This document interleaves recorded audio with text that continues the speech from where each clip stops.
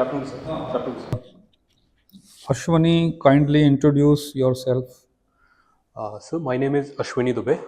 I am from Dindori district of Madhya Pradesh, and I have done my schooling from Jawahar Navodaya Vidyalaya Dindori, and after that I pursued civil engineering in Government Engineering College Rewa, and currently I am working as assistant director in DD News as part of Indian Information Service Officer, sir.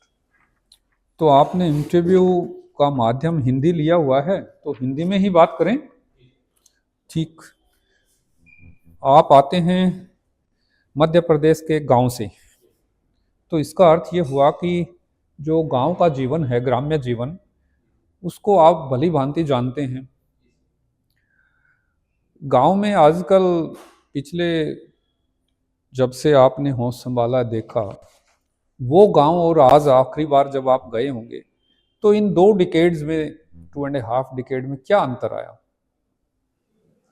Sir, आखिरी के 2 दशक में अगर मैं देखूं तो हमारे गांव में काफ़ी अंतराल आया है, सामाजिक रूप से, आर्थिक रूप से, टेक्नोलॉजी के रूप से और पॉलिटिकल रूप से भी। सामाजिक रूप से अगर मैं देखूं तो आज महिलाओं की भागीदारी बढ़ी है, क्योंकि हमारे गांव की सरपंच भी महिला हैं, तो उसका एक ओवरऑल पर्सपेक्टिव बनता है। गांव में स्कूल खुल गए हैं, जिससे बच्चियां भी स्कूल जाने लगी हैं। और आर्थिक रूप से यदि मैं देखूं तो कृषि में एक बड़ा चेंज आया है। पहले कृषि सब्सिस्टेंस फार्मिंग के बेस्ड पर थी, आज कृषि को एक रेन्यूमरेशन जनरेशन के माध्यम के रूप में देखा जाता है, जिससे व्यक्तियों की आय भी तय हो रही है। पॉलिटिकली भी एक तरीके से देखें तो लोगों की जागरूकता कॉन्स्टिट्यूशन को लेकर के, अपने राइट्स को लेकर के बढ़ी है। और एक जो बड़ा चेंज आया है सर, गांव में रोड पहले नहीं थी। जब मैं छोटा था तो कच्ची सी रोड थी। रोड बनने के बाद यातायात और नए लोगों का आना जाना वहाँ पर हुआ है, जिससे एक सामाजिक समरसता का भी भाव वहाँ पर बढ़ा है। आज टेक्नोलॉजी के माध्यम से गांव पहले से कहीं ज़्यादा ग्लोबल इकोनॉमी और देश से लिंक्ड है। सोशल मीडिया का प्रभाव खुले तौर पर दिख रहा है। हमारे यहाँ के कुछ इन्फ्लुएंसर्स भी हैं जिनकी फॉलोइंग लगभग 30,000 40,000 तक है, तो यह भी एक बड़े पैमाने पर देखने को मिल रहा है। टेक्नोलॉजी में आईटी ज़्यादा है। तो ये जो महिला पति का रिवाज आपके यहाँ मध्य प्रदेश में भी देखने में आया कि उनके पति ज़्यादा पार्टिसिपेट करते हैं, ये कब खत्म होएगा? सर, महिला पति जो सरपंच होती हैं, रिजर्व सीट से जिन महिलाओं का चयन होता है या वैसे भी जिन महिलाओं का चयन होता है, तो यह देखा जाता है कि उनकी जगह उनके पति अथॉरिटी एक्सरसाइज कर रहे हैं। यह मुख्य रूप से 3-4 कारणों से है। एक तो पैट्रियार्कल सत्ता है, दूसरा पॉलिटिक्स में महिलाओं की भागीदारी बढ़ी है, लेकिन एजुकेशन उनके पास उतनी नहीं है, उतना स्किल सेट उनको प्रोवाइड नहीं किया गया है। और तीसरा, महिला आज भी शाई कम्युनिटी में है। और चौथा, स्ट्रक्चर। चूंकि देखें तो महिला सरपंच बन जाती हैं, लेकिन उनके जो क्लर्क होते हैं, उनके जो सेक्रेटरीज होते हैं, सचिव होते हैं, वो आज भी मेल होते हैं, तो उनकी बात उतनी वो सुनते नहीं है। ये ओवरऑल पैट्रियार्कल सत्ता का एक सोच है। यह आने वाले समय में खत्म होगा, क्योंकि आजकल सरपंच जो हो रही हैं महिलाएं, एजुकेटेड भी हो रही हैं। हमने देखा है कि MBA ग्रेजुएटेड और BA ग्रेजुएटेड, टेक्नोलॉजी ग्रेजुएटेड महिलाएं भी सरपंच बन रही हैं। इसके कई उदाहरण हैं। और इसके लिए एक, अगर सरपंच बन रही हैं तो उसके साथ साथ एक ट्रेनिंग भी उनको दी जानी चाहिए। इसमें जो महिला रिप्रेजेंटेटिव हैं, चाहे वो DM हो या SP हो, अगर उनका डायरेक्ट लिंक उनके साथ होता है तो इससे भी एक चेंज देखने को मिल सकता है सर। क्या आपने कभी ये सोचा कि पर एकड़ यील्ड धान गेहूं की क्या है और इन 2 क्रॉप्स जिनका मैं जिक्र कर रहा हूं इनका क्या है? कभी सोचा आपने?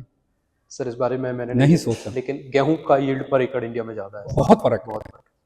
अब जब उसकी यील्ड ही कम है तो लोग चावल और गेहूं को क्यों छोड़ेंगे?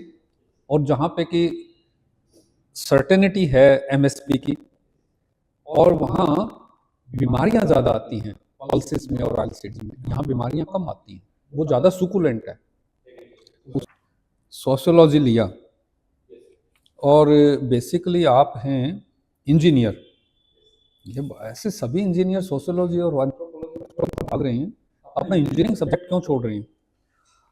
सर, इंजीनियरिंग सब्जेक्ट मैंने छोड़ा नहीं है, लेकिन सोशियोलॉजी एक ज़्यादा अच्छा विकल्प मुझे इसलिए लगा क्योंकि सोशियोलॉजी समाज का हम हिस्सा है और सोशियोलॉजी हमेशा हमारे सामने ही घटित होती रहती है। दूसरा सर, प्रैक्टिकल वाइज भी देखें तो सोशियोलॉजी का सिलेबस सिविल इंजीनियरिंग के सिलेबस से काफ़ी छोटा था, जिसको 2-4 महीने में ही तैयार किया जा सकता था। इसलिए मैंने सोशियोलॉजी का रुझान किया। और चौथा सर, सिविल इंजीनियरिंग और सोशियोलॉजी में अगर हम सक्सेस रेट भी देखें तो सोशियोलॉजी कंपैरेटिवली ज़्यादा अच्छा सक्सेस रेट दे रही है। तो ये 3-4 कारण रहे हैं।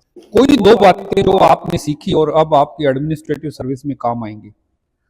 सर, इंफॉर्मेशन सर्विस में मुख्य रूप से गवर्नमेंट की कम्युनिकेशन पॉलिसीज समझाई जाती हैं, किस तरीके से टेक्निकल टर्म्स है, जो भी जार्गन्स हैं उनको सिंप्लीफाई करके लोगों के अंडरस्टैंडिंग में कैसे बैठाया जाए, पहला ये। और दूसरा सर, सिविल इंफॉर्मेशन सर्विस में रहते हुए मैंने गवर्नमेंट को अंदर से देखा है कि किस तरीके से गवर्नमेंट वर्क करती है, किस तरीके से फाइल्स मूव होती है, कैसे डिसीजन लिए जाते हैं, या इवेंट किस तरीके से ऑर्गेनाइज किए जाते हैं।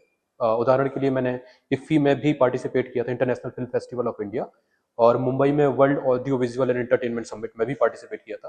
तो ये दोनों ग्लोबल इवेंट थे। तो इवेंट ऑर्गेनाइजेशन भी मैंने सीखा, जो एडमिनिस्ट्रेटिव सर्विस में डायरेक्ट रूप से मेरे इस्तेमाल में आ सकती है। पार्टिसिपेटिव लीडरशिप भी आपके काम आएगी। Thank you, we had a nice introduction, please continue.